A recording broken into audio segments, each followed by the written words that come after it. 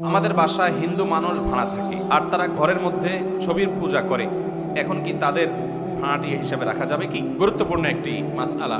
ভিন্ন ধর্মাবলম্বী হিন্দু হোক, খ্রিস্টান হোক, বৌদ্ধ হোক, তাদের কাছে আমরা বাসা ভাড়া দিতে পারবো কিনা, দোকান ভাড়া দিতে পারবো কিনা, ব্যবসা প্রতিষ্ঠান ভাড়া দিতে পারবো কিনা? এর উত্তর হলো, যদি সে বসবাস করার জন্য বাসা ভাড়া নেয়, তো এই বাসা ভাড়া দেওয়া আমাদের জন্য জায়েজ হবে।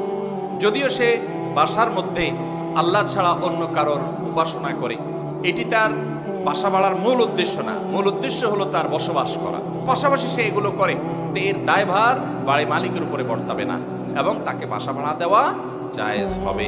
কিন্তু যদি উপাসনার জন্যই সে ভাড়া নেয়, অর্থাৎ শিরক করবে, উদ্দেশ্যই হলো মূলত শিরকি কাজ করবে, কুফরি কাজ করবে, ওইটাই তার উদ্দেশ্য, বসবাসটা উদ্দেশ্য নয়, তাহলে সেক্ষেত্রে সেটার জন্য সে একজন ইমানদার তাকে নিজের বাসা, নিজের স্থাপনা ভাড়া দিতে পারবে না।